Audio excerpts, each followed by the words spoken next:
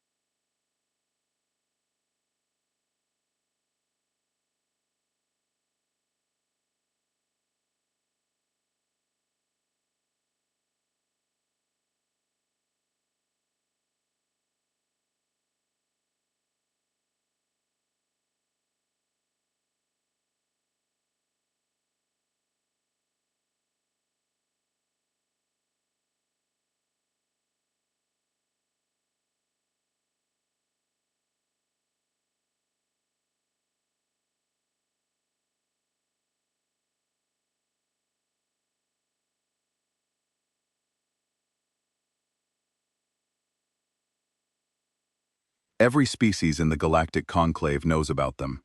Their ruins dot hundreds of worlds across the spiral arm, remnants of a civilization so old that the stone itself has metamorphosed around it. The conclave treats the forerunners like an academic footnote, interesting, unknowable, irrelevant.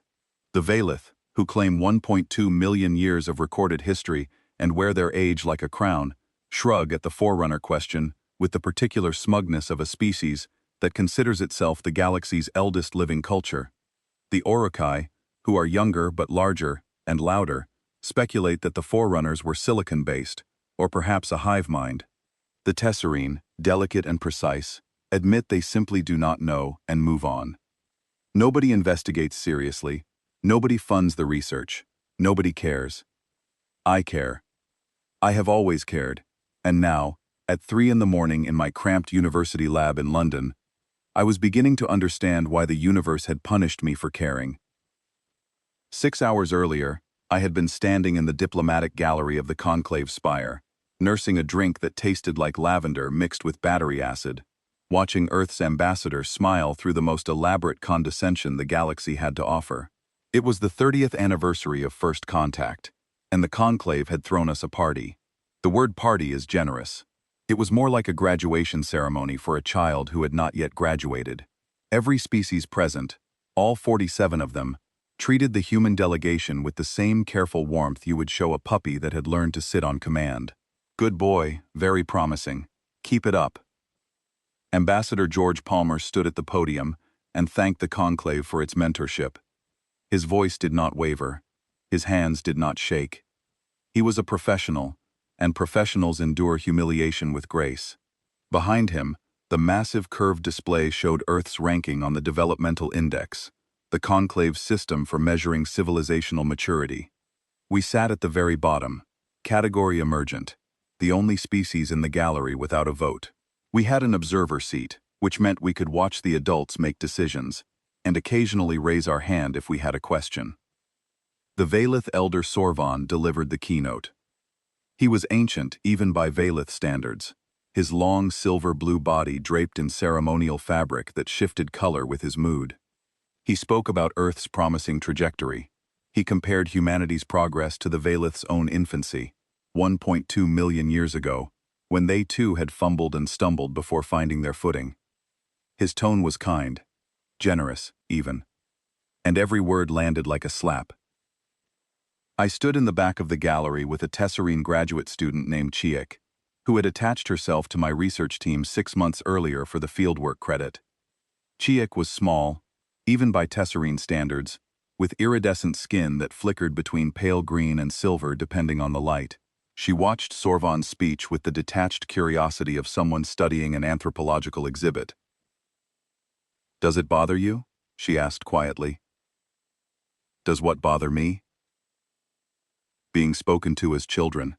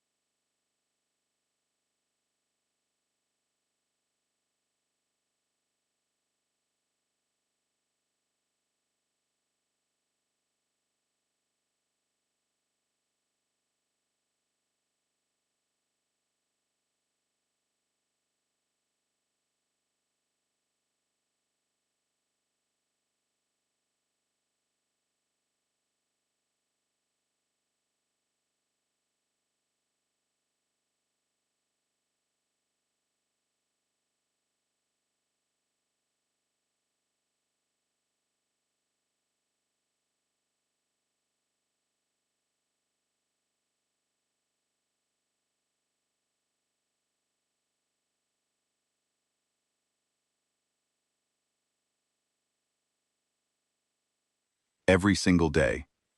She tilted her head, a Tesserine gesture of consideration.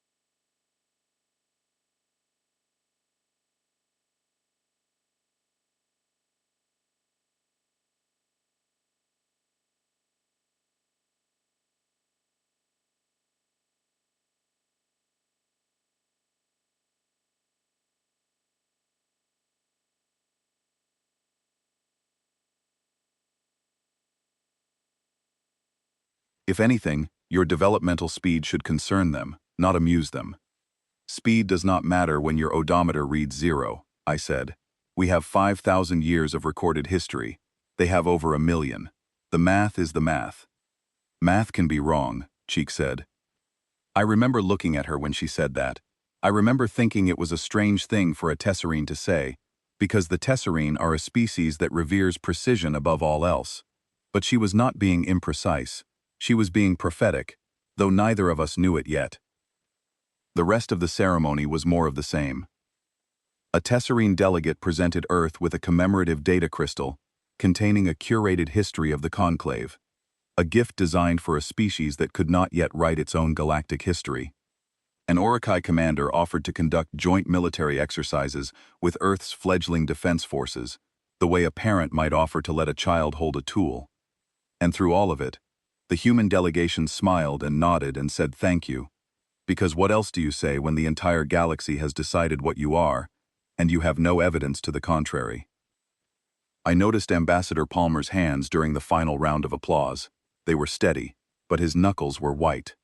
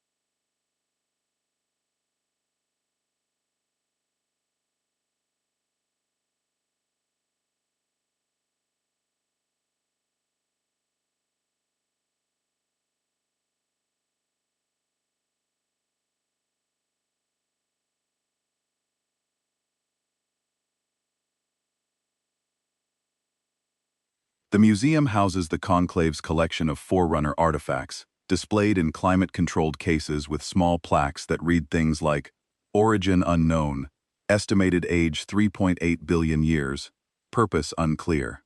I have memorized every artifact in every case. I have scanned them, photographed them, written papers about them that nobody reads. They are my obsession, my white whale, the central fixation of a career that my colleagues politely describe as niche. That night, I stopped in front of a fragment I had seen 100 times before. A slab of carbon silicate composite, about the size of my palm, etched with Forerunner script. I had cataloged it years ago, filed it, moved on. But something about the lighting, or the angle, or perhaps the lingering taste of humiliation from the ceremony, made me look at it differently. The glyph pattern in the upper left corner. 3 nested symbols arranged in a descending hierarchy, each modifying the one below it. I knew that pattern. Not from Forerunner studies, from somewhere else, somewhere closer, somewhere human. I could not place it. Not there.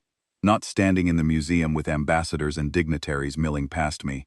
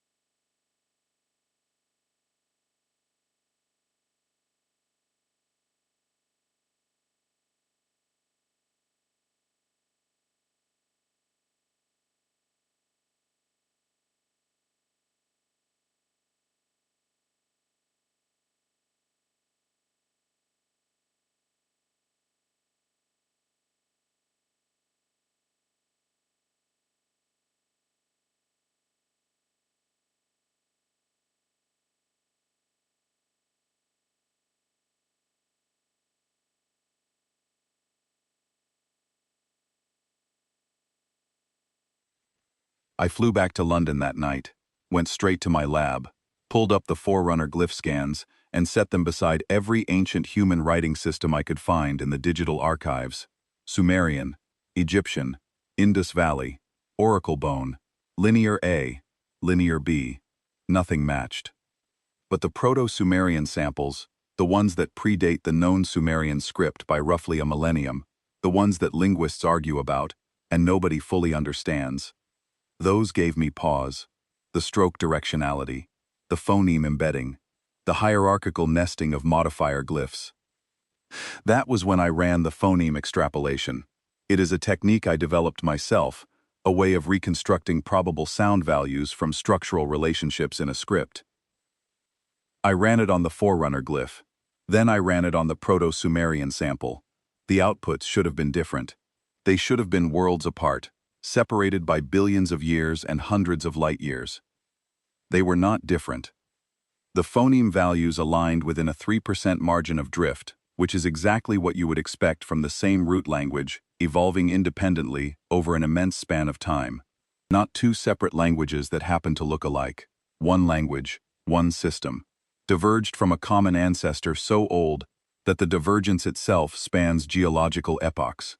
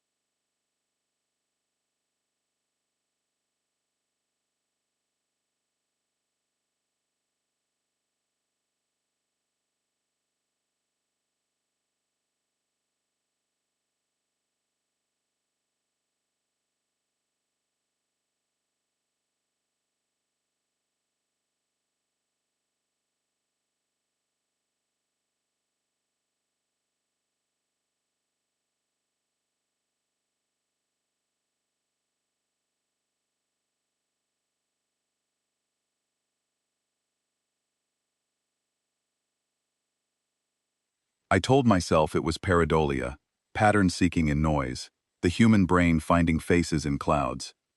I told myself that for about 6 hours. Then I ran the extrapolation again with different parameters. And again. And again. The match held every single time. I did not sleep that night. I did not sleep the next night either. By the third day, I had pulled every Forerunner glyph sample in the public academic database, 217 fragments from 39 different worlds, and run them all through the extrapolation framework. 61% showed statistically significant phoneme alignment with Proto-Sumerian or Proto-Indo-European root structures. The remaining 39% were too degraded to yield reliable data. Not one fragment contradicted the pattern.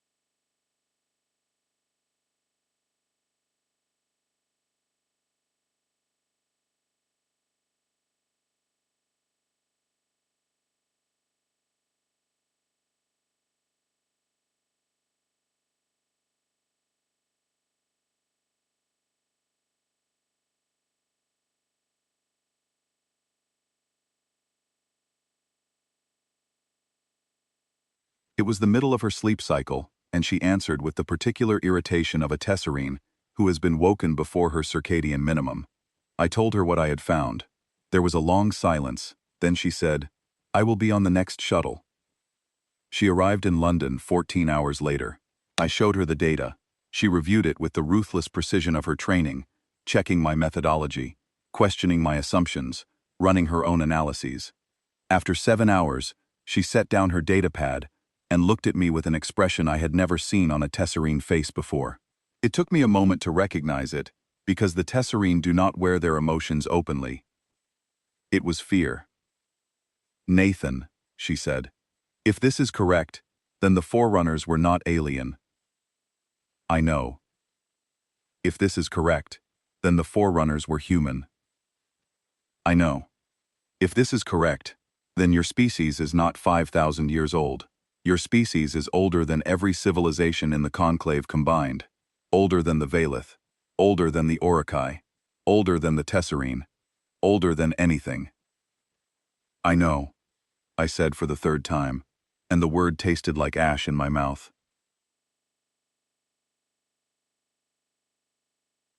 Cheek was quiet for a long time. Then she asked the question that would define the next 2 years of my life and reshape the political landscape of the entire galaxy. How do we prove it? The answer, as it turned out, was buried under 6 meters of frozen regolith on a barren moon called Euler 7, at the ragged edge of Valith-claimed space, in a place where nobody had any reason to look. I had known about the Euler 7 site for years. It showed up in a survey catalog as a minor forerunner signature, one of dozens of faint archaeological blips scattered across the outer territories that nobody had the funding or the interest to investigate. I applied for a research grant from the Conclave's academic division. The application was processed in record time, mainly because nobody else wanted it. The budget was modest. The mission profile was unexciting. The site was in a part of space that even the Valith considered unremarkable. That was fine. Unremarkable was exactly what I needed.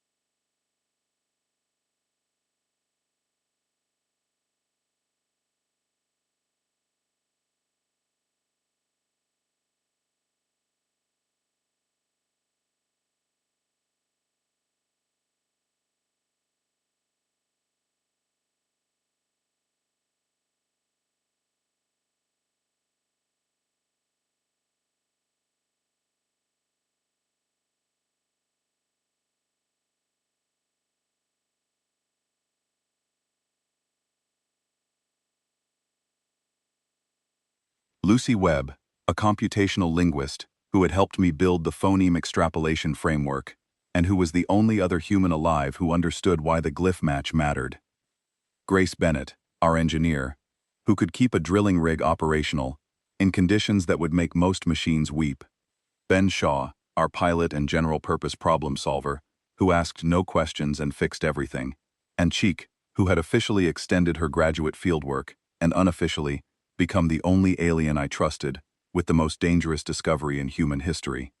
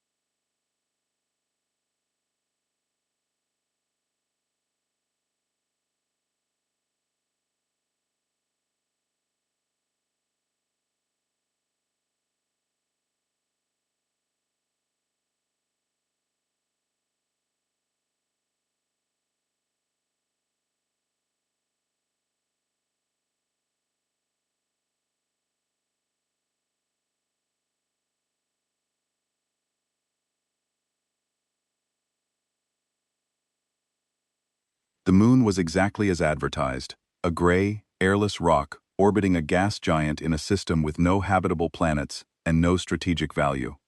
The surface was cratered and ancient. The Forerunner signature was located 3 kilometers below the surface, deeper than any previously catalogued site. Grace drilled. Owen analyzed the core samples. Lucy and I prepped the linguistic tools. Cheek watched everything with the quiet intensity of someone who understood that what we found down there would either validate the most important discovery in galactic history or prove that I had wasted everyone's time. We breached the outer seal on day 4. The Forerunner complex was not what I expected. Most Forerunner sites are ruins in the truest sense, collapsed, eroded, stripped of anything useful by geological time. This one was intact. Not partially intact. Not mostly intact. Completely intact. The carbon silicate walls were smooth and unmarked, The atmosphere inside, sealed for what our instruments estimated at 4.1 billion years, was sterile but stable. The corridors were wide, well-proportioned, and lit by a faint bioluminescent compound embedded in the ceiling material that still functioned after 4 billion years of darkness. Someone had sealed this place deliberately, locked the door and walked away, and they had built it to last. Owen stood in the entrance corridor and ran his hand along the wall.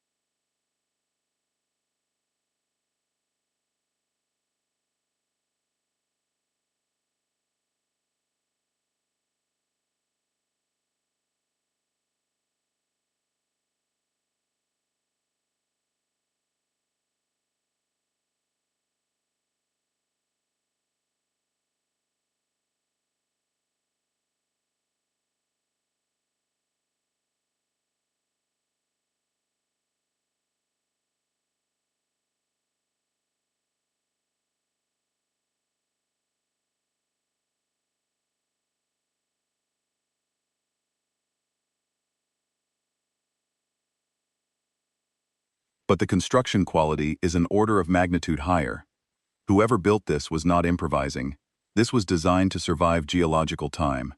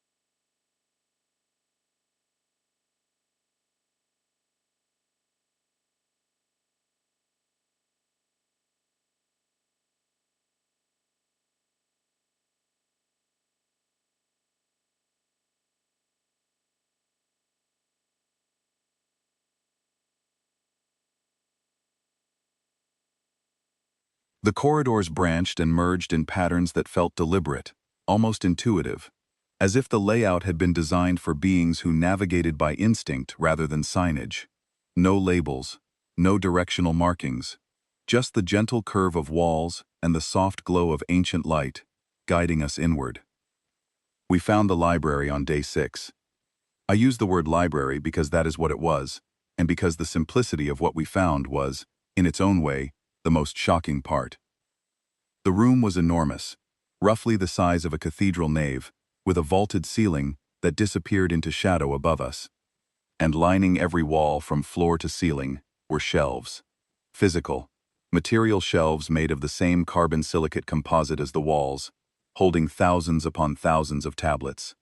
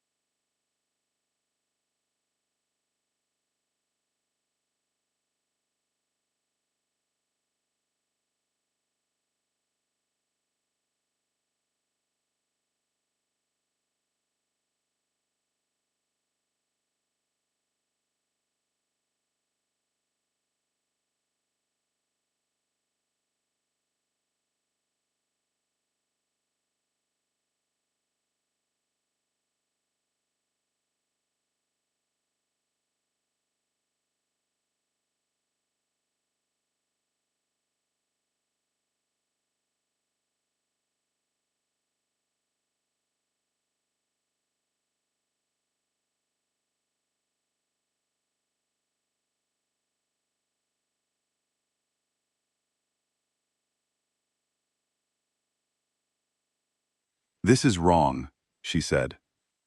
"Wrong how?"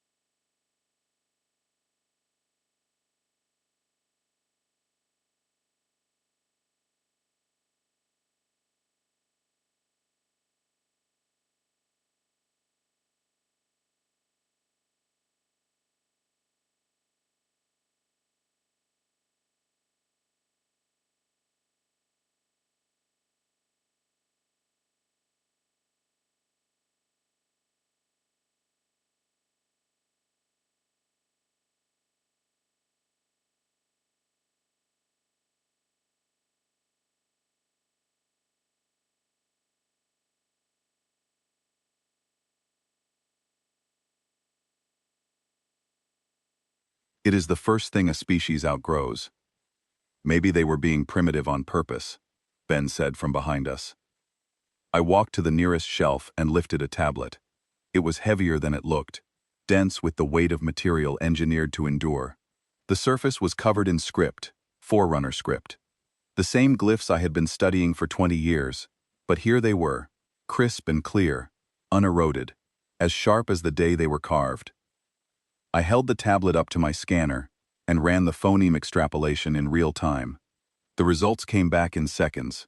My heart rate, already elevated, kicked into a rhythm that made the medical monitor on my wrist flash a warning. "Lucy," I said, "come look at this." She crossed the room and looked at my screen. Her face went through a sequence of expressions that I will never forget: confusion, recognition, disbelief, and finally, something that was not quite joy and not quite horror, but occupied the exact space between them. "That is base 10 numbering," she whispered. "Yes. That is a grammatical structure derived from Proto-Indo-European root forms." "Yes. Nathan, this is not an alien language with human parallels. This is a human language with alien drift." "I know." We spent the next 18 days translating tablets. Lucy and I worked in shifts, sleeping in 4-hour rotations, eating when we remembered, living in the blue-white glow of the ancient library, while Owen cataloged the physical structure, and Grace maintained the drilling equipment and atmospheric systems. Cheek helped with the translation, her tessarine precision proving invaluable for identifying grammatical patterns that my human pattern recognition kept wanting to simplify. On the third day of translation, Ben came down to the library with rations and found Lucy and me sitting on the floor, surrounded by tablets, muttering half-formed words in a language that no living human should have been able to speak. He set the food down and looked at us with the expression of a man who was beginning to realize that the world he understood was a thinner, more fragile thing than he had imagined. "You look like you have seen ghosts," he said. "We have," Lucy replied, and she was not being dramatic. The language opened up to us like a flower, not quickly, not easily, but with the unmistakable familiarity of something that was ours. The more we translated, the more the phoneme drift resolved into clarity. We were not learning a new language. We were remembering an old one. There were moments when a glyph cluster would resolve in my mind before the scanner finished processing it, as though the knowledge lived somewhere deeper than conscious thought, buried in genetic memory or cultural sediment so old it predated culture itself. Lucy experienced the same thing. She described it as listening to a song you have never heard, but whose melody you already know. Owen, who was not a linguist, contributed in unexpected ways. He noticed that the construction techniques in the library followed a mathematical ratio that appeared in the script itself, as if the builders had encoded their language into their architecture. "They did not just write their knowledge down," he said one evening, running his fingers along a support column. "They built it into the walls. Even if the tablets were destroyed, the building itself would carry the information." That level of redundancy, That obsessive commitment to preservation told us something important about the people who had built this place. They were not just archiving their civilization, they were trying to make it impossible to erase completely, even as they erased everything else. The tablets were records. Administrative records, scientific observations, philosophical treatises, personal correspondence, the mundane bureaucracy of a functioning civilization, preserved in stone because whoever left them here wanted them to survive anything. And the deeper we went into the library, the clearer the picture became. This civilization had been vast. The tablets referenced star systems by name, hundreds of them, in a cataloging system that used the same base 10 numerical framework we had already identified. They described trade routes, resource allocations, population movements between worlds. They discussed engineering projects on a scale that made my mind stutter: biosphere construction, stellar manipulation, planetary repositioning, and through all of it, woven into the administrative language like a thread through fabric, was a single recurring reference point: a homeworld, a point of origin, a place from which all routes radiated outward, and to which all authority returned.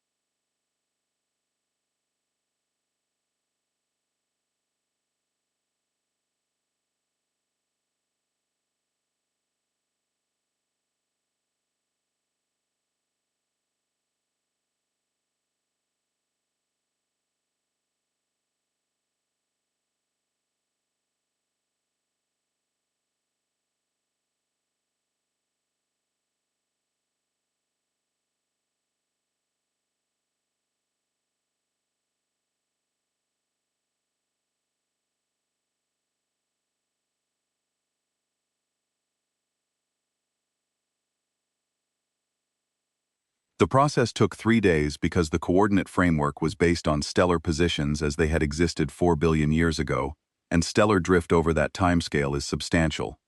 Lucy wrote a compensation algorithm. We ran it. We checked it. We ran it again. The coordinates pointed to Sol, to our sun, to the third planet from an unremarkable yellow star in an unremarkable spiral arm, to Earth.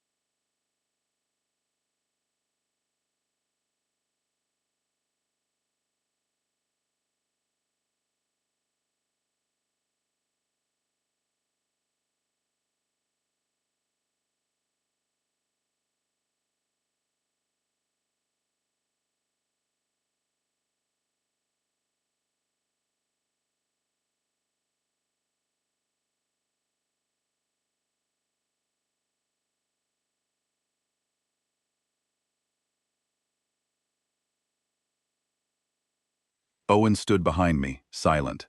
Lucy had tears on her face.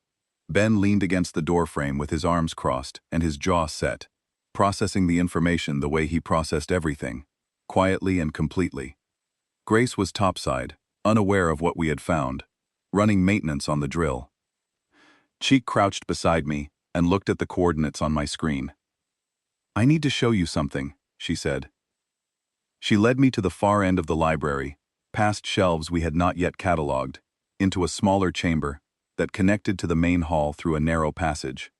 The chamber contained a single artifact, a mural, painted directly onto the carbon silicate wall in pigments that had survived 4 billion years without fading. The mural depicted a planetary system, a single yellow star at the center, with orbital paths radiating outward. I counted the bodies, 9 objects, 8 large, 1 small, orbiting in concentric ellipses. The third planet from the star was highlighted, rendered in blue and green, with a level of detail that the other planets did not receive. Continents were visible. Oceans were visible. The general shape of the land masses was not modern. The continents had moved substantially over 4 billion years, but the proportions were right. The water-to-land ratio was right. The axial tilt of the planet, indicated by a thin line through its poles, was right. Below the mural, carved into the wall in glyphs that I could now read without a scanner, was a single word. It took me 3 days to be absolutely certain of the translation, because I did not want to be wrong. I could not afford to be wrong. The word was home. I stood in front of that mural for a very long time. Cheek stood beside me. Neither of us spoke. There was nothing to say that the mural had not already said, in a language older than any living civilization, in paint that had outlasted the birth and death of species, on a wall built to survive the end of everything. "How old are your people really?" Cheek asked eventually. "I do not know," I said. "That is the problem." It was not the only problem, because on our last day of excavation, Owen found the star map. It was in the deepest chamber of the complex, behind a sealed door, that Grace had to cut through with a plasma torch.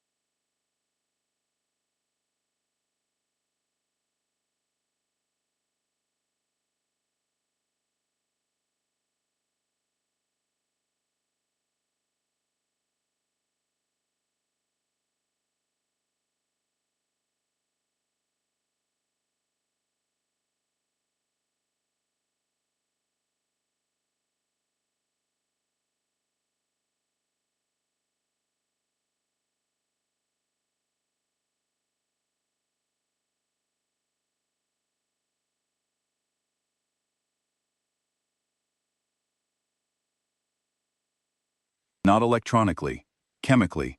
A bioluminescent reaction triggered by the change in atmospheric composition when the seal broke, light blooming across the wall in patterns that resolved into stars. A map of the galaxy. Not the galaxy as it exists now. The galaxy as it existed roughly 4.2 billion years ago, with stellar positions adjusted for the deep time that had passed since the map was made.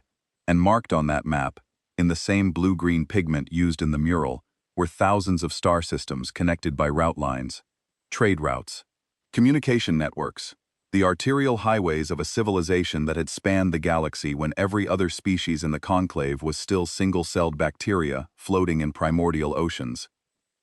The territory marked on that map dwarfed the current conclave's reach. It was not even close. The conclave controls roughly 11% of the galaxy's habitable systems. The territory on the wall covered over 60%. And at the center of every route, every line, every junction and hub and nexus sat a single highlighted star. Sol-Lith, Earth, the third planet, home.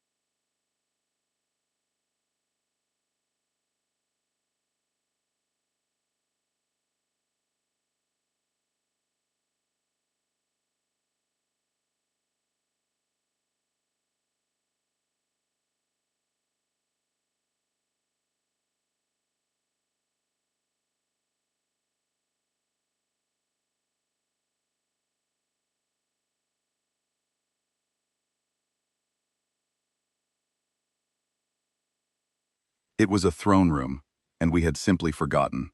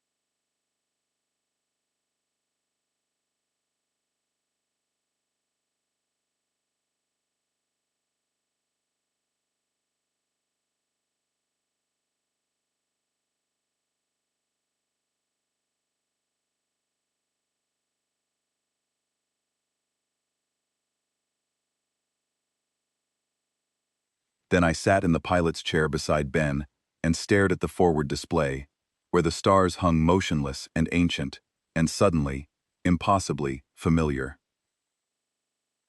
"What do we do now?" Ben asked. "We go home," I said, "and then we find out why we forgot." The moment we entered Earth's orbital space, I knew something was going to go wrong.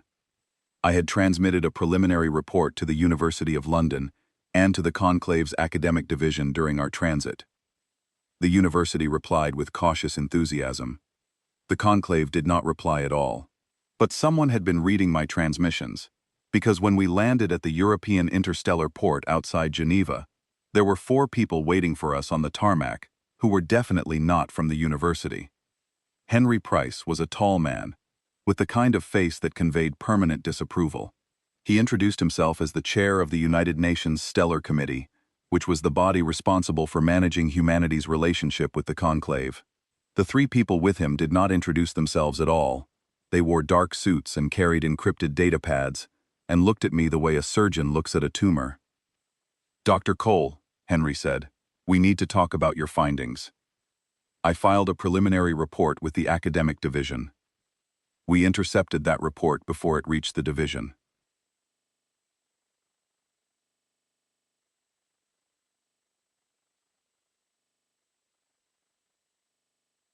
I blinked. "You intercepted an academic submission to an interstellar body?" "We exercised our authority under the Stellar Security Protocol to review outgoing communications of potential strategic significance. Your report qualifies. It is an archaeological paper. It is a claim that humanity built a galaxy-spanning civilization 4 billion years ago and then erased its own memory. That is not an archaeological paper, Dr. Cole. That is a geopolitical earthquake." He was not wrong. I knew he was not wrong. But knowing he was not wrong did not make me any less furious. They took us to a secure facility outside Geneva. Not a prison. They were very clear about that. A consultation venue. The kind of place where governments have conversations they do not want the public to hear. My team was separated. Owen and Grace were interviewed by geological and engineering specialists. Lucy was paired with a team of government linguists who wanted to verify her translation work. Ben was asked to provide navigational logs. Cheek was politely but firmly told that as a non-human national, she would need to wait in a separate area. She did not argue, but the look she gave me as they led her away said everything.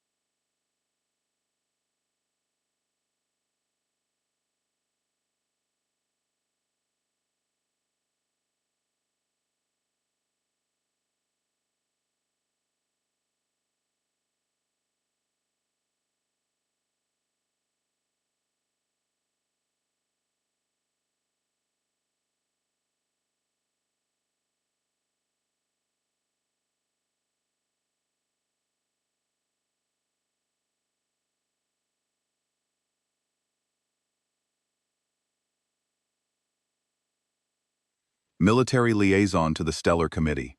She had a calm voice and very steady eyes, and I disliked her immediately, which I think was unfair but also accurate. "Walk us through it," she said. "From the beginning." I did. It took 4 hours. They asked questions that were sharp and specific, not the questions of people who doubted me, but of people who were terrified that I was right.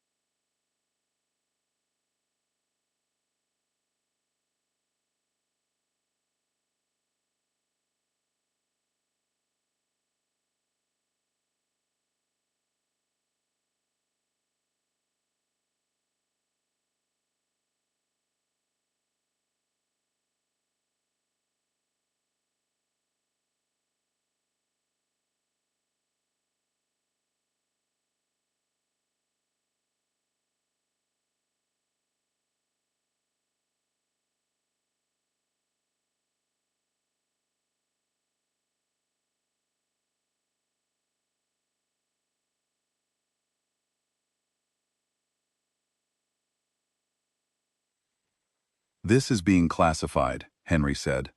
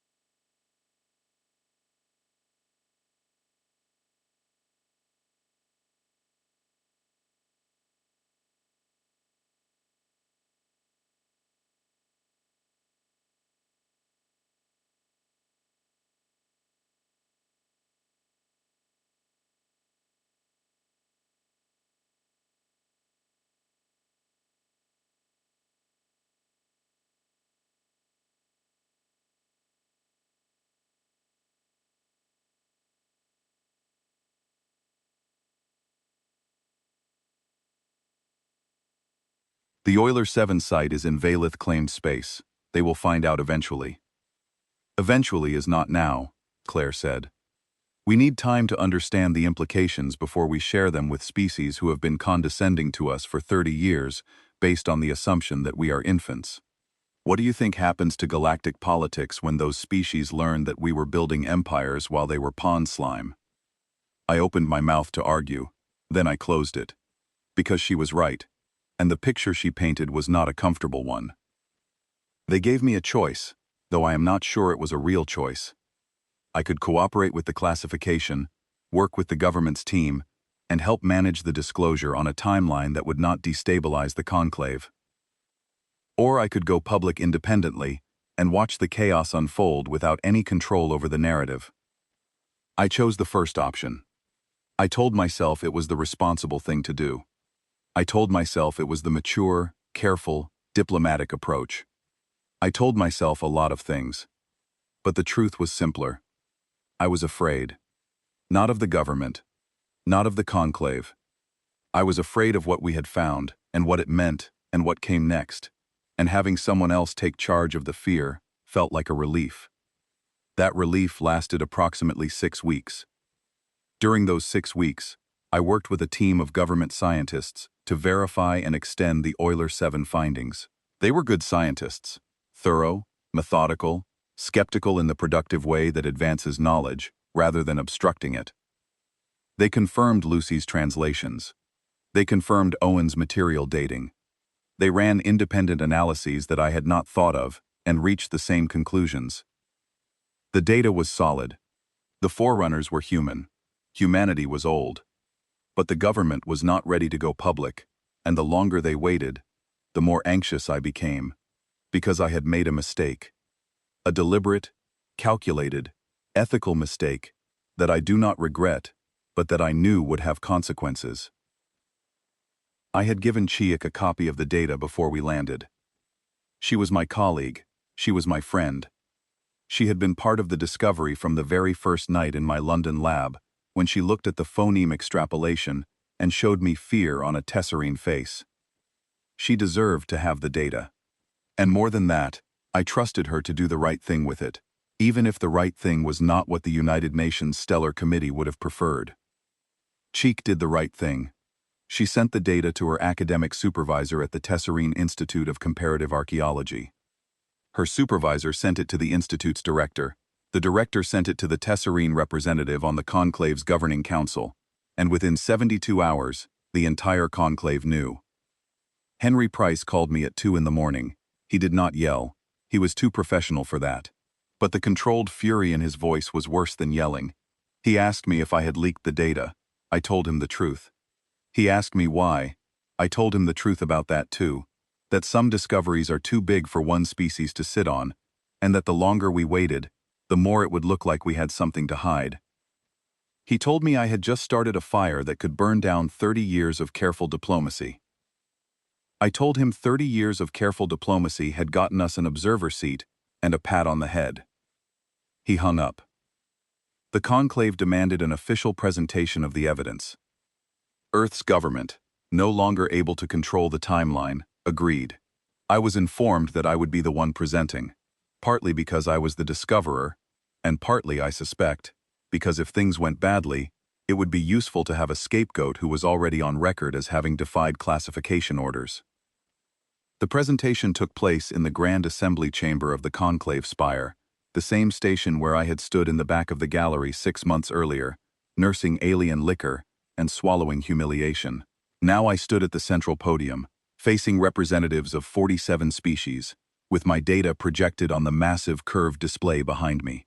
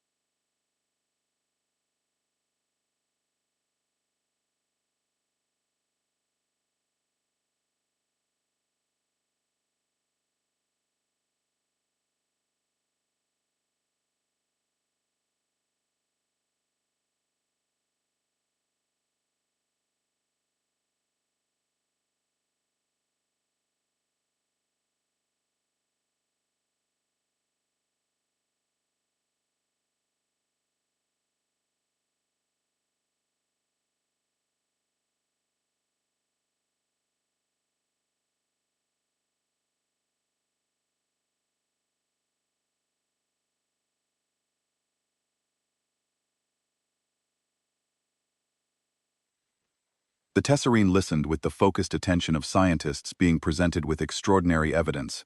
They asked precise, technical questions. They challenged my methodology in ways that were constructive rather than hostile. When I answered, they nodded. The Tesserine, as a species, care about truth more than comfort. They were the first to publicly acknowledge that the evidence was compelling. The Orokai refused to believe it. Their representative, a massive being named Dren, whose voice shook the chamber when he spoke, called the findings a fabrication. A human trick, a bid for status by a young species that could not earn its place honestly. He demanded independent verification by non-human scientists. I told him every Forerunner site in the galaxy was available for independent verification, and that I welcomed the scrutiny. He did not like that answer. And Sorvan, the Valith Elder, the one who had stood at that same podium 6 months ago and compared humanity to the Valith's own infancy. He sat in the Valith delegation's alcove and did not speak, did not ask questions, did not challenge. He simply watched me with eyes that were very old and very still, and I watched the understanding move across his face like weather across a landscape. He was doing the math, 1,000,000 years of Valith civilization, built on top of Forerunner ruins that the Valith had always treated as mysterious relics of an unknowable past. Their temples, their museums, their cities, all of it built on human foundations. The identity of the galaxy's wise elders, the patient mentors, the species that remembered longest, was dissolving in front of him in real time.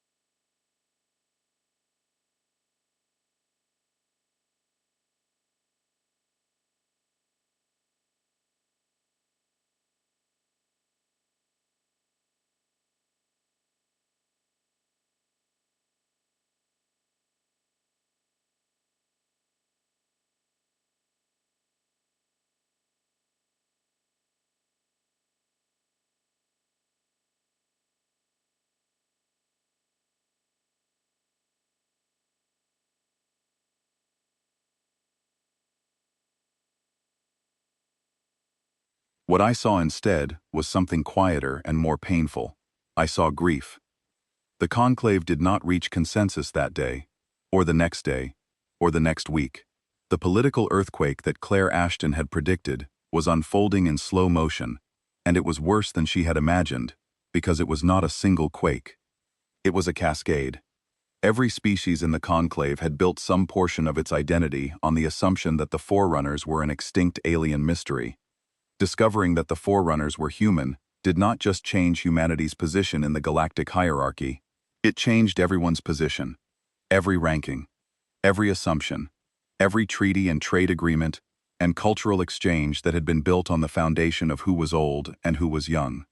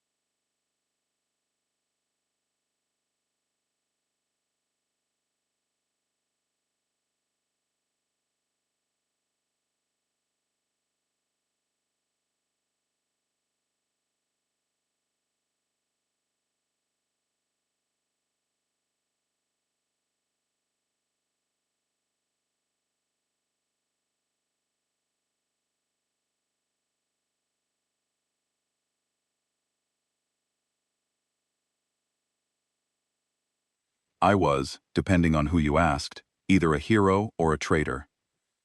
The academic community celebrated the discovery. The diplomatic community wanted my head. The general public was confused, excited, frightened, and fascinated in roughly equal measure. I did interviews. I wrote papers. I argued with politicians, and debated with skeptics, and drank too much coffee, and slept too little, and felt the ground shifting beneath my feet, in a way that had nothing to do with tectonics. There were nights when I would sit in my London flat and stare at the wall and try to absorb the full weight of what we had uncovered. Humanity was not 5,000 years old. We were not even 5 million years old. We were a civilization with roots stretching back over 4 billion years. Older than the mountains, older than the oceans as they exist now, older than most of the rocks beneath my feet. The dinosaurs were a recent memory on our actual timeline. The formation of the moon was a chapter in our middle history. We had existed, in some form, since Earth was barely cool enough to stand on. And we had forgotten all of it, deliberately, completely. We had erased ourselves so thoroughly that when we finally crawled back out of the mud and started chipping at flint and scratching pictures on cave walls, we had no idea that our ancestors had once moved planets and ignited stars. The sheer scale of the forgetting was almost more staggering than the civilization itself. How do you erase 4 billion years? How do you unmake a species' memory so completely that not a whisper remains? The answer, I was beginning to understand, was that you do it with love. Not cruelty, not indifference. You do it because you believe forgetting is the only way to keep your children safe. And you build one archive, buried deep beneath the ice of your homeworld, as a failsafe. A letter to the future, just in case.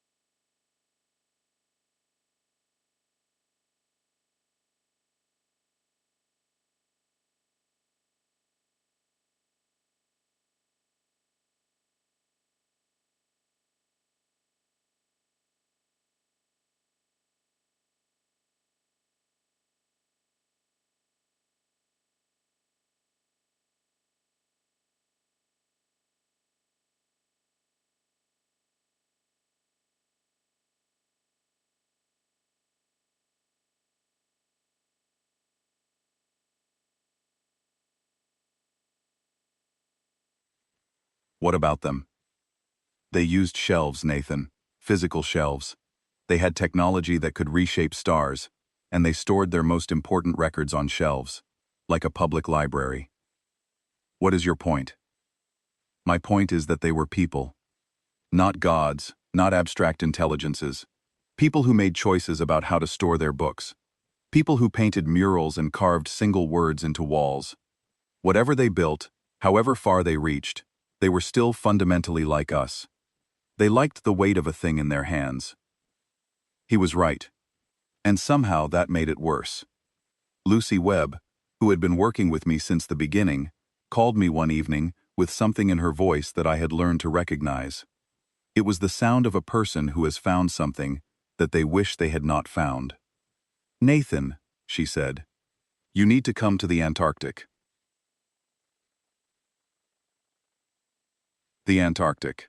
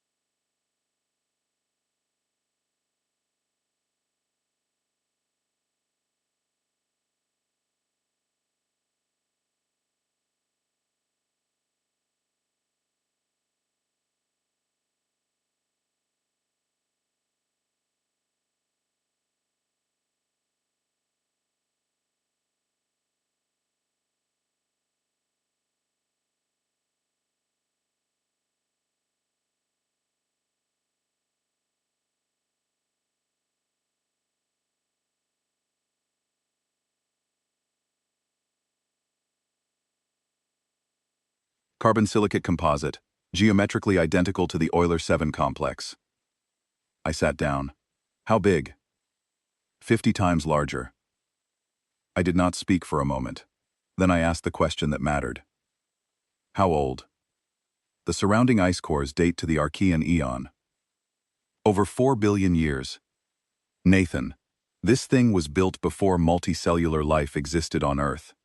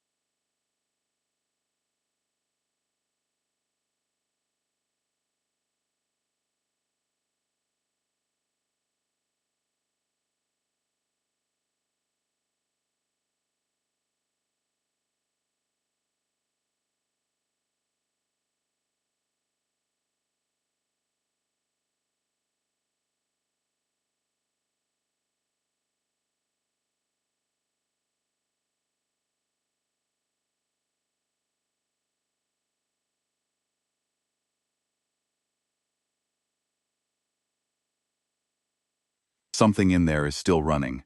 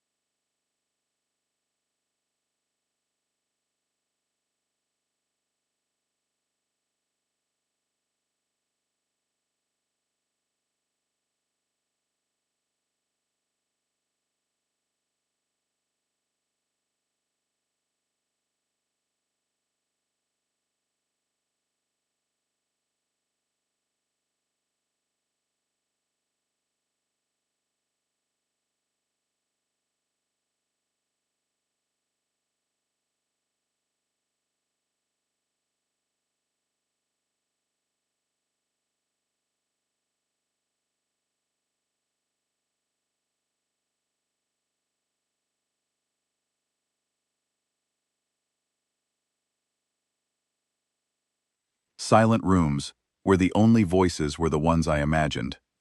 But this was not dead. This was not silent. Something beneath the ice was still breathing, still waiting, still holding whatever secret had been buried there before our species had eyes to see, or ears to hear, or minds to wonder about the stars above them. And the question that kept me awake on the flight, staring out the window at the darkness over the Southern Ocean, was the one I could not stop asking, no matter how much I wanted to.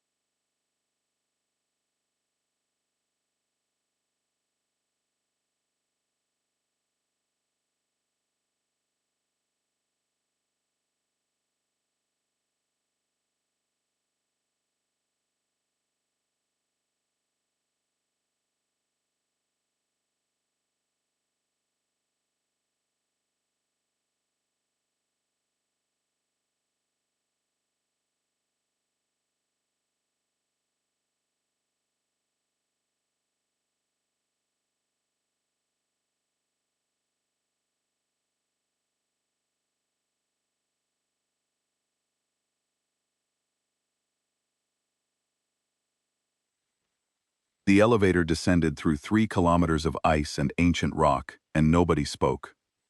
We were 7 in the compartment. Myself, Lucy, Chikuk, Owen, 2 engineers from the Antarctic Research Station, named Peter Langford and Sophie Grant, and one person I had not expected and did not want. Sorvon. The Valith Elder had arrived at the research station 12 hours before I did, carrying diplomatic credentials that gave him observer status on any conclave-related scientific mission. I could have refused him. Claire Ashton, who was monitoring the situation from Geneva, strongly recommended that I refuse him. I did not refuse him. He had spent 1,000,000 years believing his people were the eldest, and I had taken that from him in a single afternoon. The least I could do was let him see what was underneath.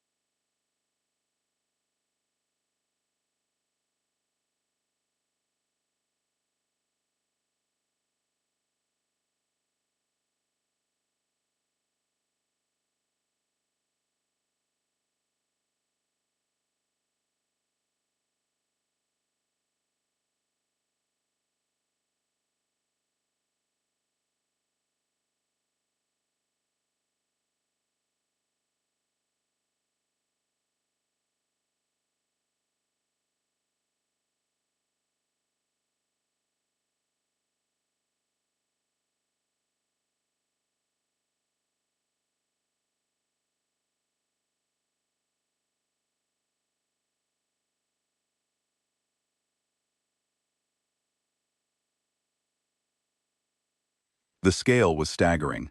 The passage was 30 meters wide and 15 meters tall, lined with the same carbon silicate composite, glowing with the same bioluminescent light that we had seen on Euler 7, but brighter, steadier, more confident. This was not a remote outpost. This was a capital. The air inside was different from what our instruments had predicted. It was breathable, not because it had been sealed with a preserved atmosphere, but because the complex was actively maintaining itself. Filtration systems embedded in the walls, imperceptible to the eye, but registering on Sophie's sensors, were cycling and cleaning the air in real time. After 4 billion years, the engineering required to build something that could maintain atmospheric stability across geological epochs was beyond anything the Conclave had ever produced. It was beyond anything the Conclave had ever imagined. Owen ran his hand along the wall and said nothing. His silence was more eloquent than any analysis. We moved inward. The temperature held steady at a comfortable 21 degrees. The bioluminescent lighting brightened as we walked, as though the complex could sense our presence and was adjusting to accommodate us. Lucy pointed out that the light spectrum was tuned precisely to human visual comfort, the soft blue-white that our eyes process with the least fatigue. The complex had been built for us, for human occupants, and it was still performing that function, welcoming us home after an absence of 4 billion years, with the quiet competence of a system that had never stopped waiting. Peter and Sophie had already mapped the outer corridors using drones in the weeks before my arrival, and they guided us through a labyrinth of passages and chambers that unfolded like the interior of a cathedral, designed by someone who thought cathedrals were too small. Every surface was inscribed, not just the walls, the floors, the ceilings, the support columns. Script and diagrams and images covered every available plane, a civilization's worth of knowledge carved into stone and sealed beneath the ice of a planet that would not develop intelligent life again for 4 billion years. This was deliberate, Lucy said, running her scanner across a wall of dense text. This is not a city. This is an archive. They built this to store everything. Everything? Cheek asked. Everything they did not want to lose. We spent the first 3 days cataloging the outer chambers, star maps, biological records showing the genetic engineering of biospheres across hundreds of worlds, engineering schematics for technology that I could not begin to understand, but that Owen and Sophie studied with a reverence that bordered on worship. Cultural artifacts, art, music notation, philosophical texts. The accumulated knowledge of a civilization that had existed for billions of years, compressed into a single underground library beneath the ice of their homeworld.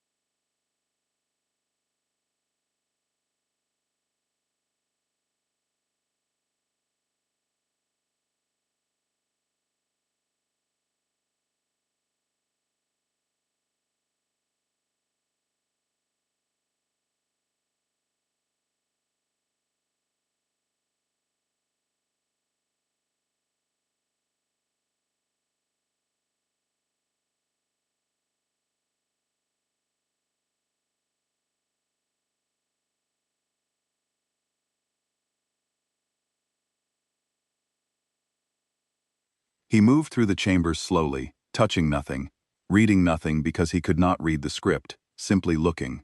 On the second day, he stopped in front of a display case that held a series of small objects, tools of some kind, delicately crafted from materials I did not recognize. He stared at them for a long time. I have objects like these in my personal collection, he said quietly. Forerunner artifacts recovered from the foundation layers of Valith's oldest city. I have displayed them in my home for 600 years. I believed they were relics of an unknowable civilization. I showed them to visitors and spoke about the mysteries of deep time. He paused.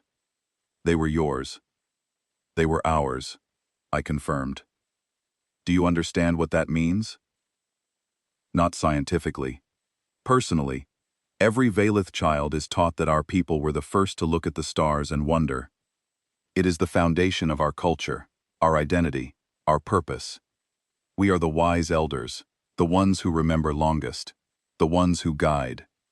His voice was steady, but the harmonics beneath it, the deep subfrequencies that the Valith use for emotional communication, were trembling. We built our entire civilization on the belief that we were first, and we were not. We were never first. We were not even close.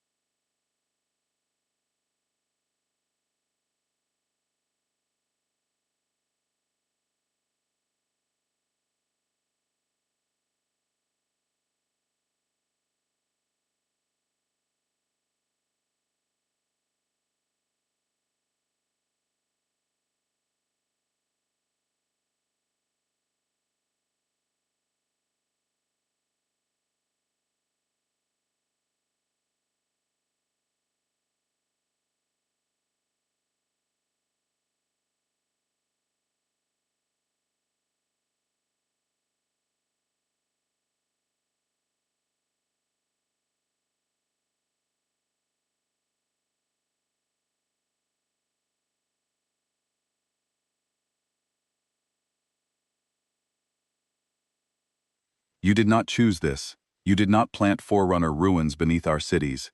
You did nothing wrong. I know, but I am still sorry. He made a sound that I later learned was the Valith equivalent of a laugh, though it carried no humor.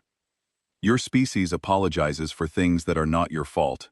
That is either very noble or very foolish. It is usually both, I said. On the fourth day, we reached the inner archive. The outer chambers had been staggering. The inner archive was something else. The room was circular, 200 meters in diameter, with a domed ceiling that rose to a height I could not estimate. The walls were covered in a continuous spiral of text that wound from floor to ceiling like a helix, billions of words in the old script, dense and precise and urgent. Lucy's scanner worked overtime, capturing text faster than we could process it. And the tone of the text was different. The outer chambers had been archival, administrative.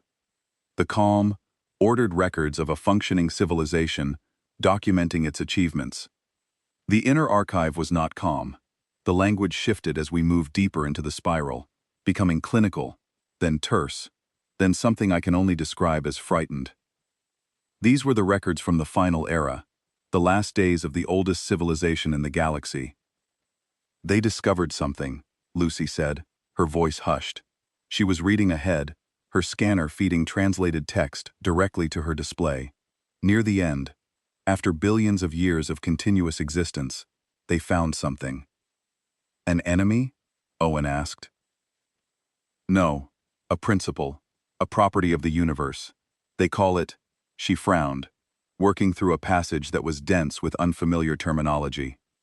The closest translation is the threshold, or the asymptote, a mathematical limit that applies to consciousness at a civilizational scale.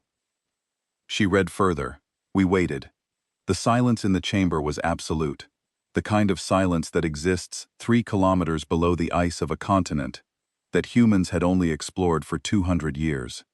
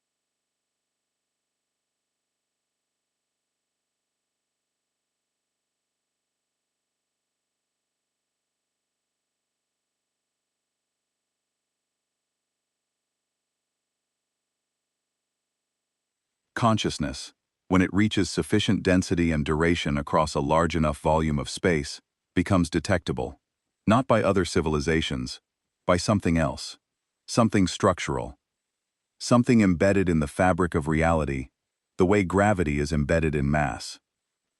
Cheek stepped forward. Detectable to what? They do not say. The language shifts here. It becomes less scientific and more mythological, metaphorical, as if they could not describe what they had found in precise terms, because precise terms did not exist for it. But the warning is consistent across hundreds of tablets. A civilization that grows too large, endures too long, or expands its consciousness too far across the stars, eventually crosses a threshold. And when that threshold is crossed, something responds. Responds how? I asked. Lucy looked at me. They never found out.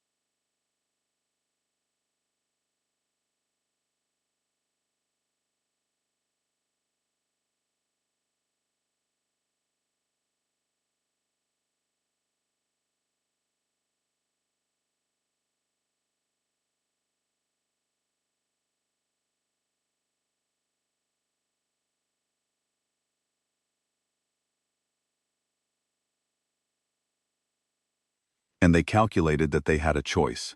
Continue growing, continue expanding, continue reaching, and face whatever was coming. Or become small.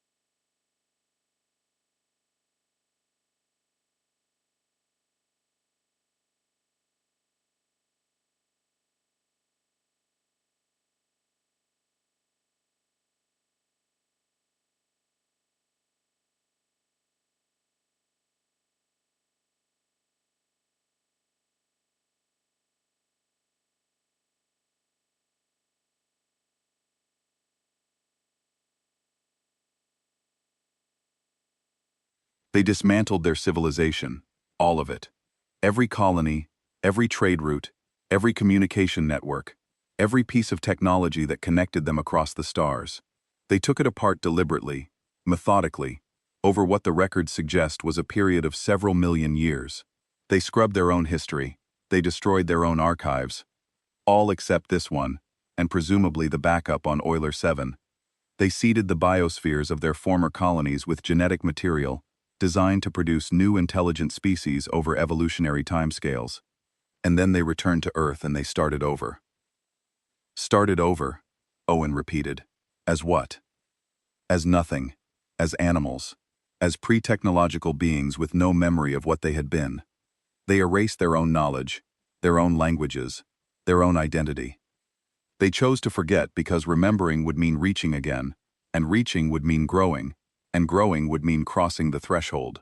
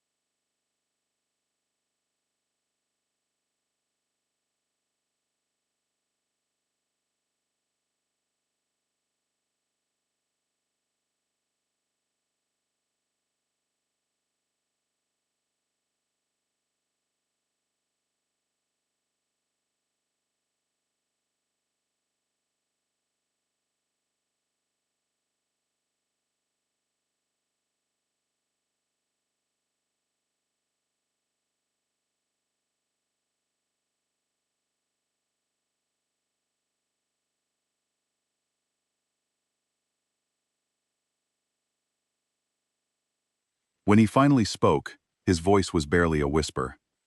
"The species you seeded," he said.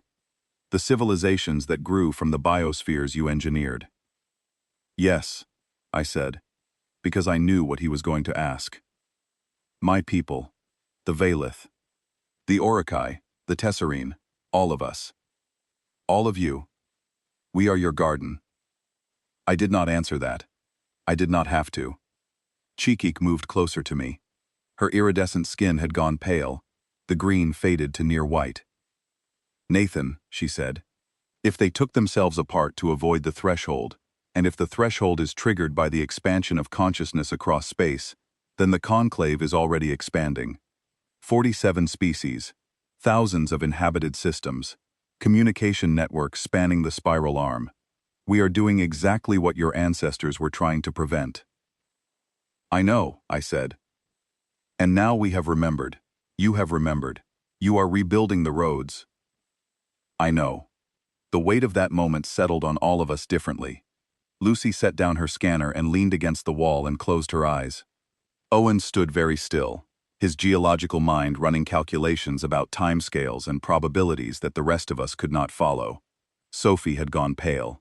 Peter kept checking his instruments, not because he needed new readings, but because the act of measuring was the only thing keeping his hands steady. Sorvan looked at me and said something that I will carry for the rest of my life. "You did not just forget your past, Nathan Cole. You forgot a warning. And now that you have remembered the past, you must also remember the warning. That is the price of knowledge. You do not get to choose which parts you keep." He was right. The knowledge and the danger were inseparable. You could not have one without the other. Our ancestors had understood that, and they had decided that the only way to keep their children safe from the danger was to keep them ignorant of the knowledge. They had been wrong about that. Or perhaps they had been right, and we were about to prove it by making the same mistake they had feared. The final chamber was beyond the inner archive, through a passage so narrow that Sorvan had to compress his body to fit through it. The room was small, bare. No inscriptions on the walls, no artifacts, no shelves of tablets. Just a single terminal, a column of carbon silicate rising from the floor to about chest height, with a smooth surface on top that glowed faintly with residual power. Peter Langford examined it with his instruments. "It is still functional," he said. "Whatever powers it has been running for over 4 billion years. The energy source is something I have never seen before. It is drawing power from the thermal gradient of the planet itself." I looked at the terminal. I looked at my team. I looked at Sorvan, who stood in the corner of the small room, like a monument to a world that no longer existed. "Play it," Lucy said. I put my hand on the surface. The terminal activated. And a voice spoke. A human voice. Not modern, not ancient. Something between, something that carried the cadence of every language I had ever studied, and none of them specifically. But I understood it, not because I recognized the words, because the words recognized me. They were designed to be understood by anyone who carried the genetic and cognitive heritage of the people who had spoken them. They were designed for us, for their children, for the ones who would eventually, inevitably, remember. The message was short. I translated it aloud for the others as it played, and my voice shook, and I did not care. "To our children, we love the stars. We loved them so much we built a road to every one.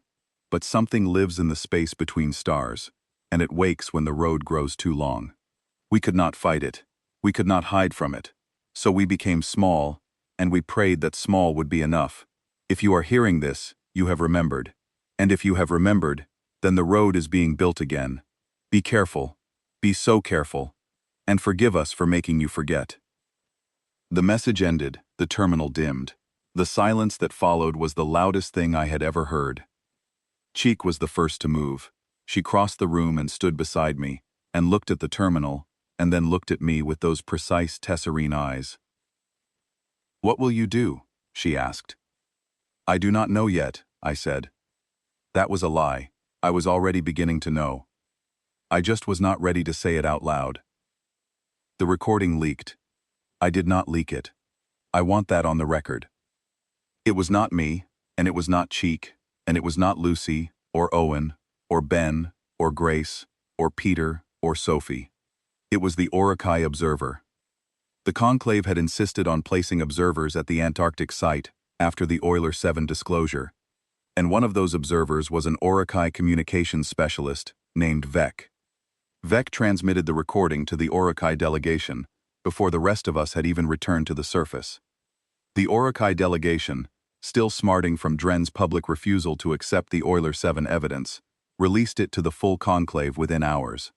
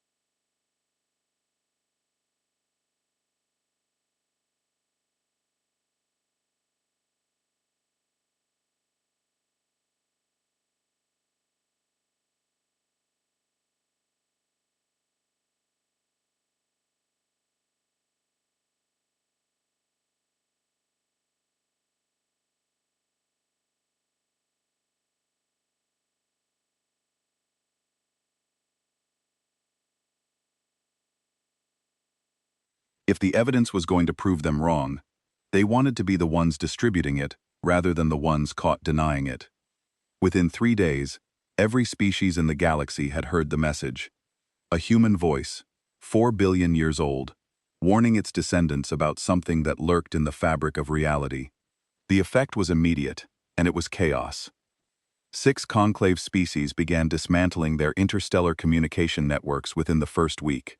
They did not consult the conclave. They did not debate. They heard the warning and they panicked.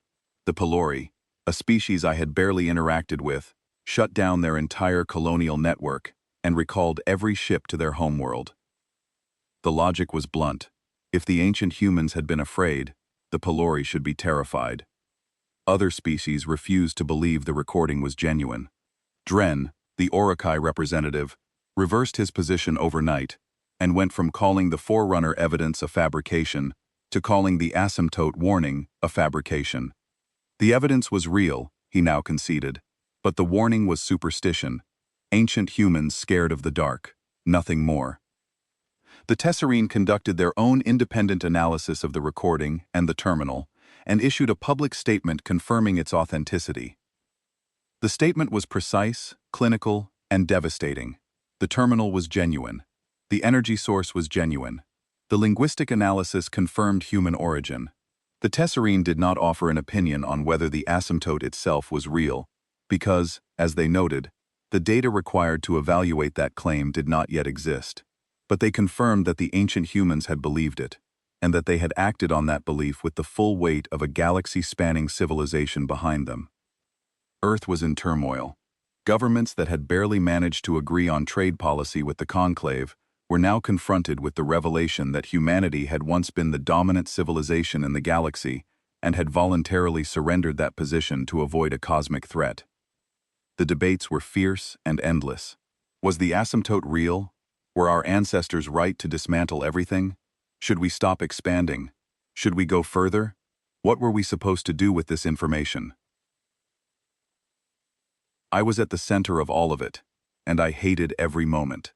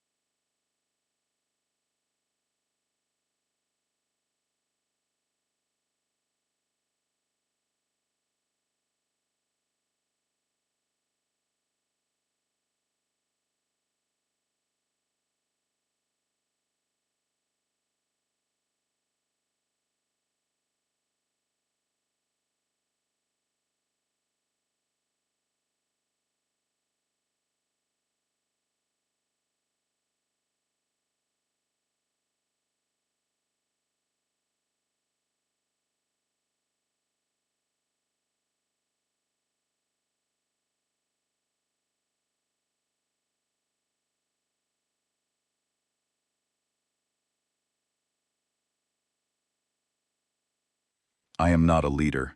I am not a diplomat. I am not a philosopher of existential risk.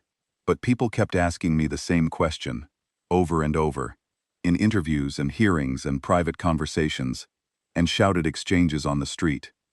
What do we do?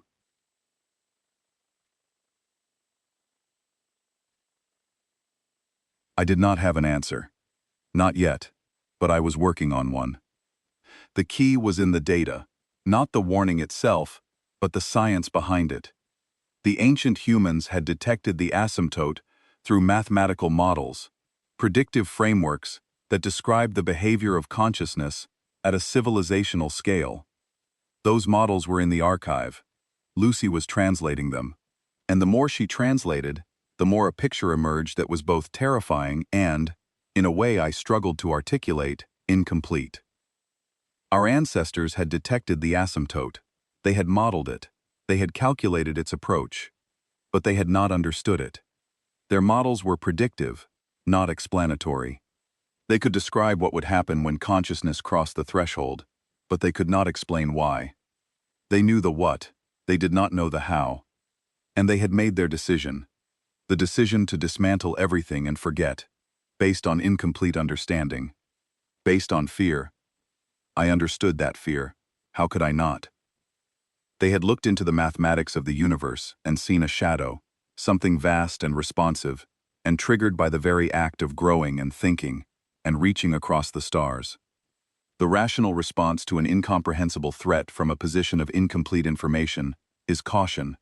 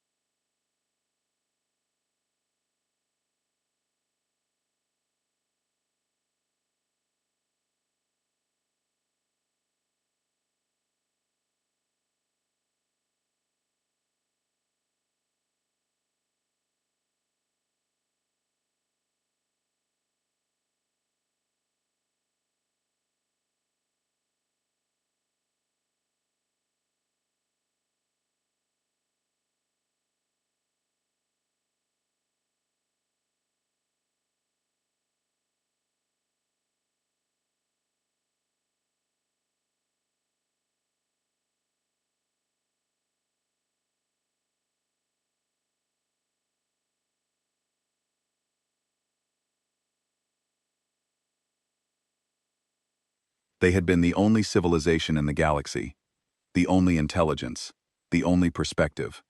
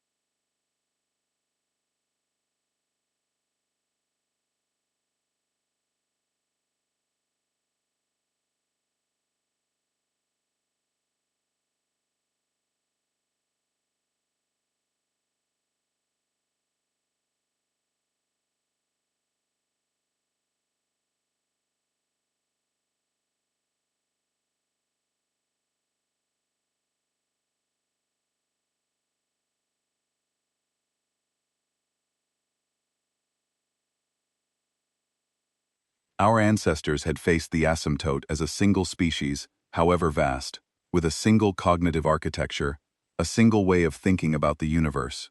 We had something they never had. 47 species, 47 different minds, different sciences, different ways of processing reality. The Tesserine thought in precision, the Valeth thought in deep time, the Orokai thought in force and persistence.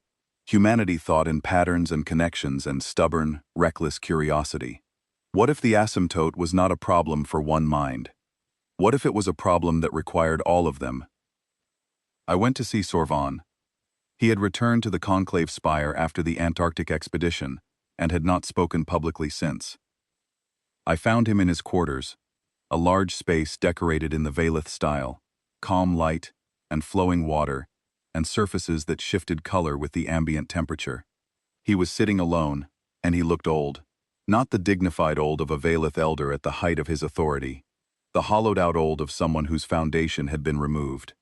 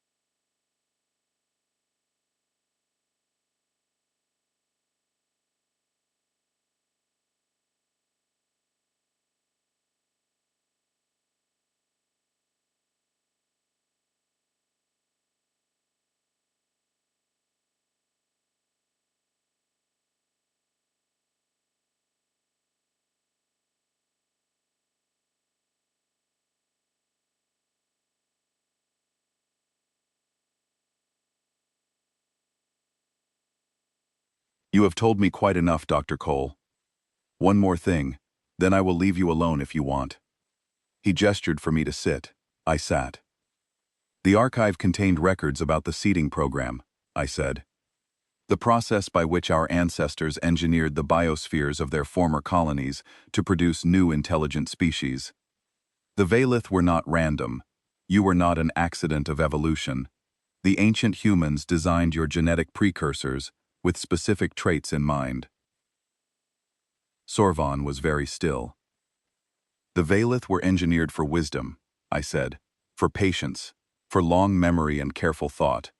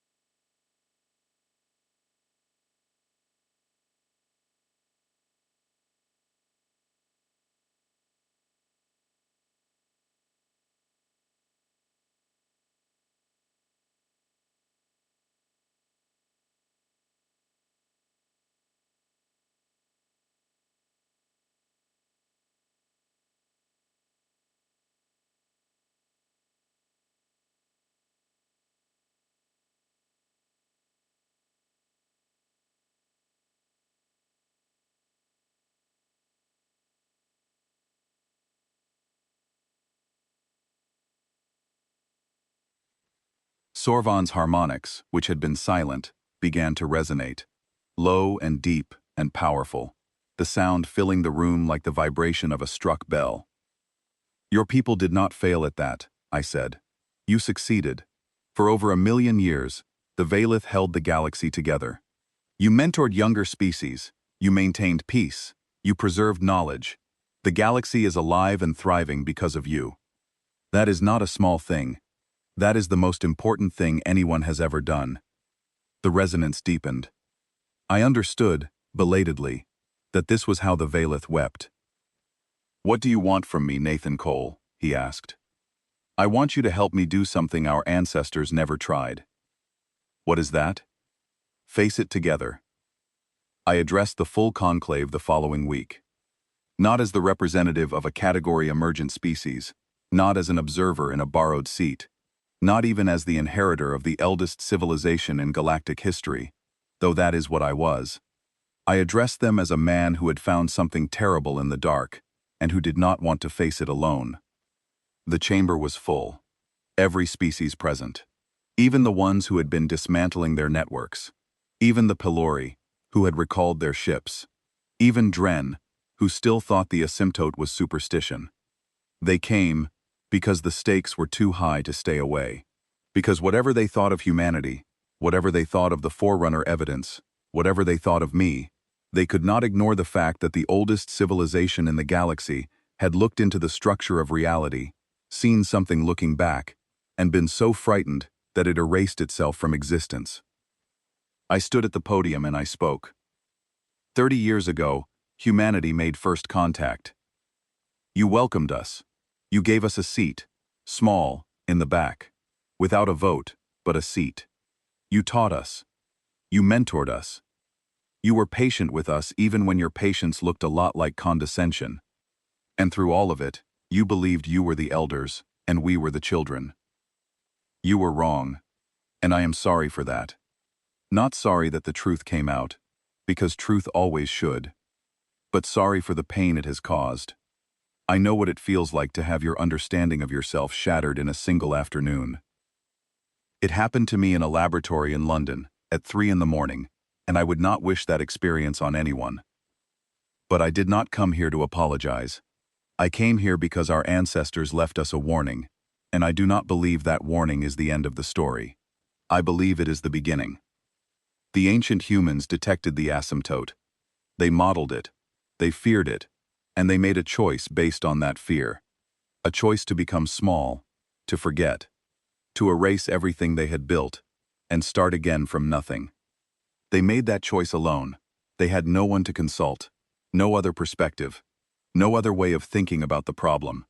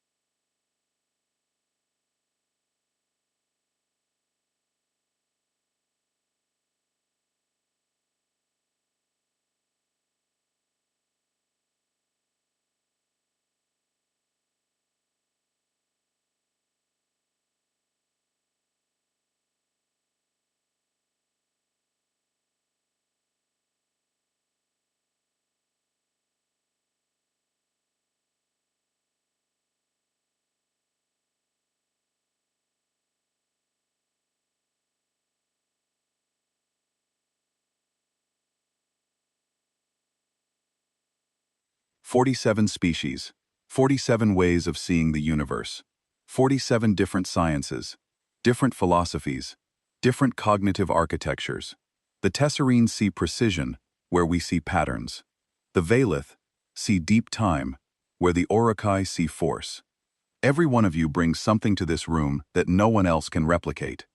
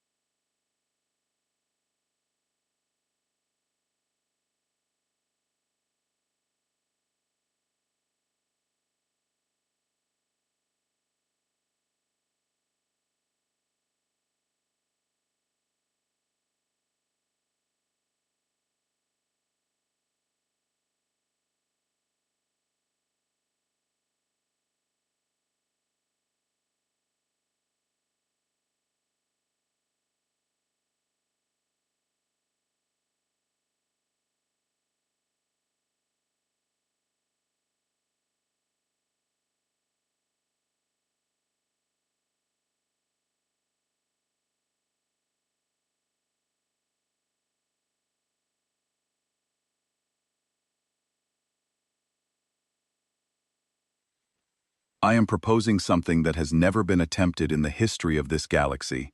A shared project. Every species, every mind, every perspective.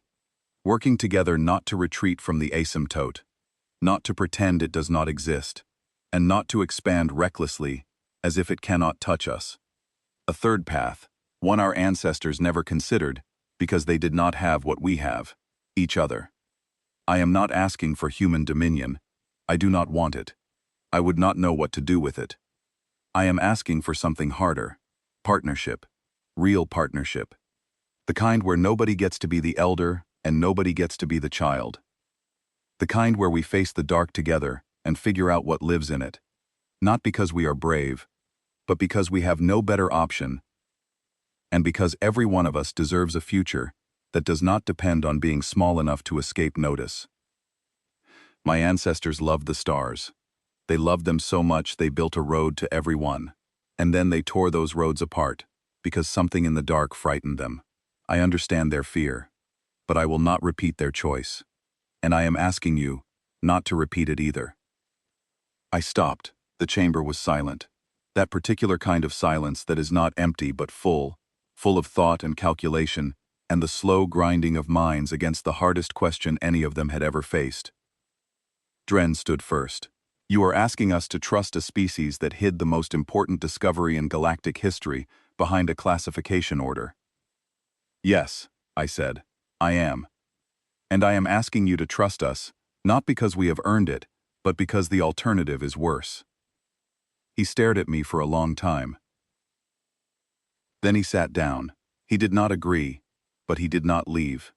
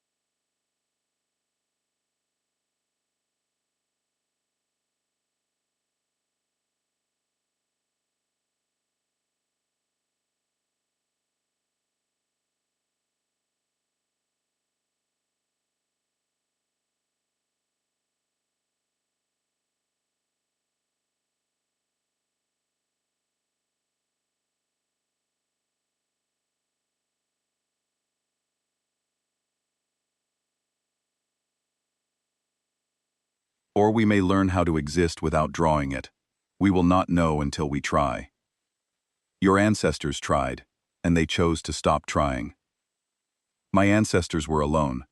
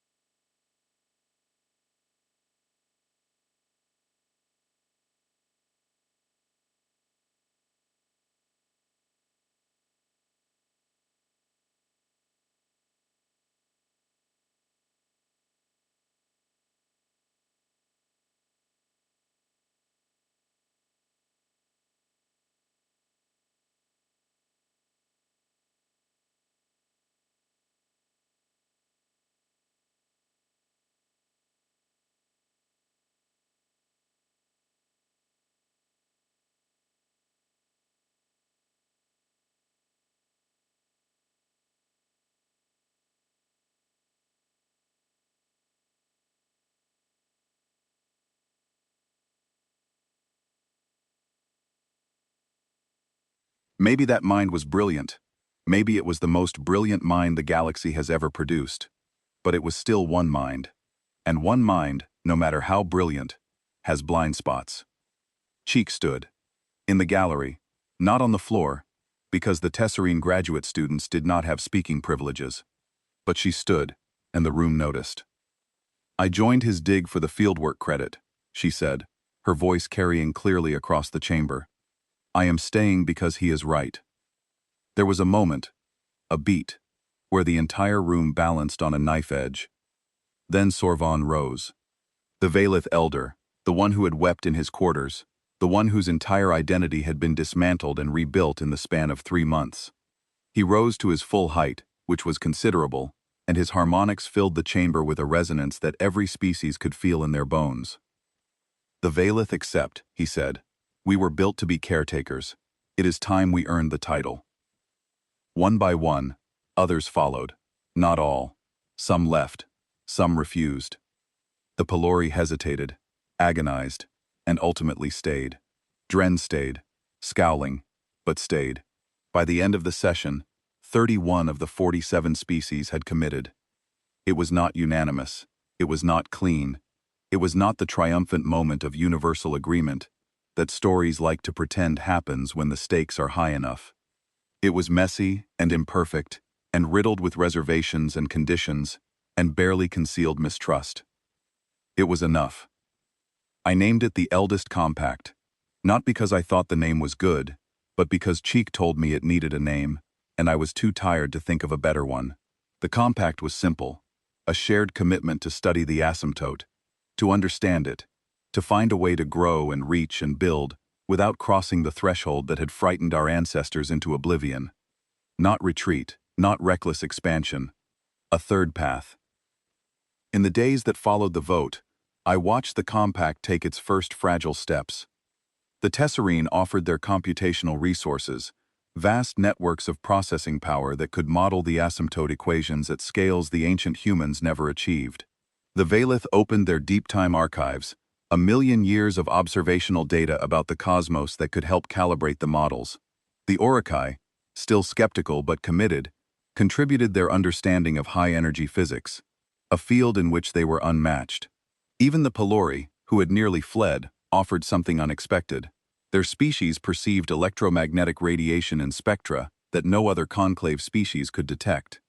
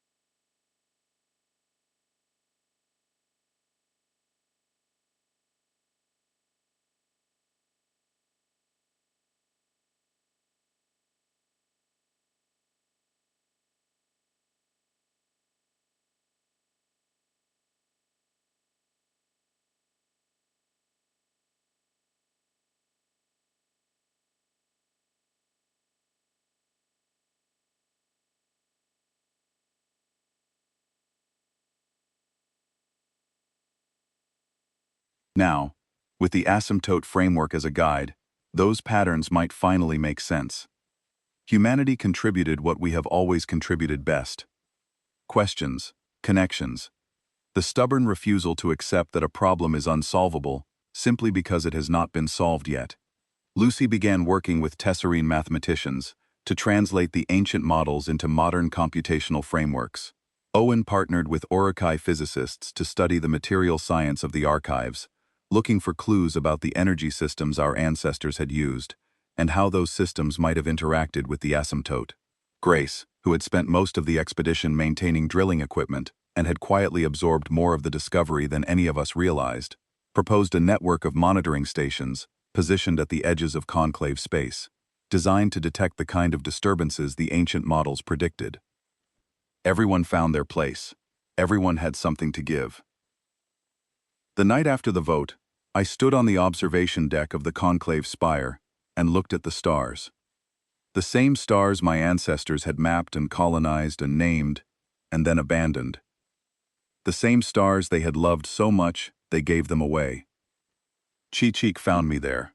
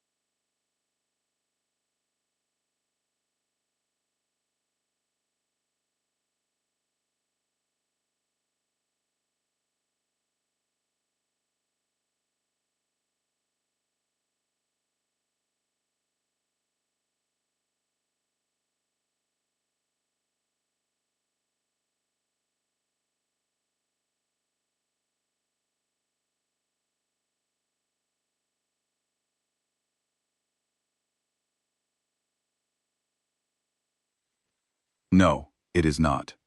The asymptote might be real. Whatever wakes when the road grows too long, it might come for us. It might. And you want to build the road anyway. I want to understand the road. I want to understand what wakes. I want to understand why consciousness at scale draws attention, and whether there is a way to exist at scale without drawing it. And I want to do that with 31 species instead of one. Because I believe, with everything I have, that our ancestors' greatest limitation was not their courage, it was their loneliness. She considered this. You are either the bravest person I have ever met or the most foolish. It is usually both, I said, echoing something I had said to Sorvan in a chamber under the Antarctic ice, a lifetime ago.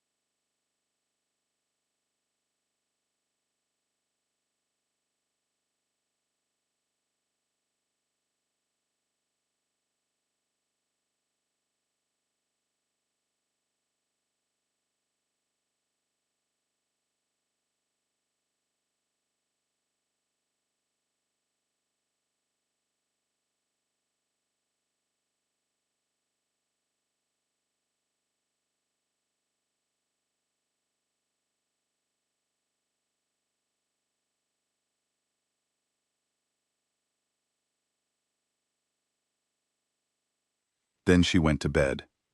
I stayed on the observation deck. I thought about Lucy, who was probably already working, translating ancient equations with Tesserine mathematicians, and finding, for the first time in her career, colleagues who matched her speed. I thought about Owen, who had touched a wall on Euler 7, and understood in his fingertips what it had taken the rest of us weeks to comprehend with our minds. I thought about Grace, who had kept us alive and functional on a barren moon, with failing equipment and insufficient supplies, and who had never once complained. I thought about Ben, who had asked no questions and fixed everything, and who, when the full weight of the discovery had settled on the rest of us like a physical burden, had simply said, "So what do we do about it?" as if the question had an answer, and we just needed to find it. I thought about Cheek, who had crossed species lines and academic boundaries and personal comfort to stand with us, because she believed that truth matters more than convenience. I thought about Sorvan, who had lost everything he believed about himself and his people, and who had chosen, in the wreckage of that loss, to build something new. And I thought about the ones who had come before us, the ancient ones, my ancestors, who had loved the stars with such ferocity that they had colonized a galaxy, and then, when they understood the cost, had loved their children enough to give it all up, to become nothing, to forget, to trust that whatever their descendants became, it would be enough. The stars burned, ancient and indifferent, and beautiful beyond any language's capacity to describe. And I spoke aloud, to no one, and to my ancestors, and to whatever might be listening in the vast dark spaces between those points of light. You told us to be small, I said, to be quiet, to hide, and I understand why. I do. You saw something in the equations that terrified you, and you made the choice you thought would keep your children safe. You tore down everything you built. You burned your own history. You made yourselves forget. And then you started over, naked and confused on a pale blue dot, with no memory of the empire you had held in your hands. But you made one mistake. One small, fundamental, beautiful mistake. You forgot what happens when humans start over. We do not stay small. We never have. We reach. We build. We ask questions that have no answers, and then we go looking for the answers anyway. You built that into us. It is in our bones. It is the one thing your great forgetting could not erase. So whatever you are, out there in the dark, in the spaces between the stars, in the mathematics of consciousness and the architecture of reality itself, I want you to know something. The road is being built again.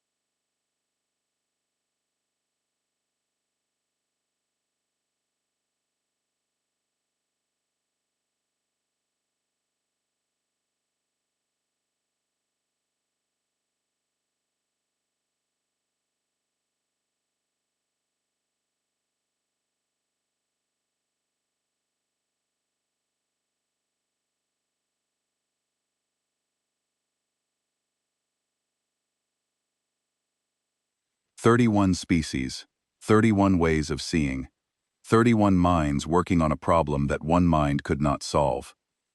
Maybe you will wake, maybe you will come, maybe you are already watching, and have been watching since the first Valith looked up at the sky, and wondered what those lights were.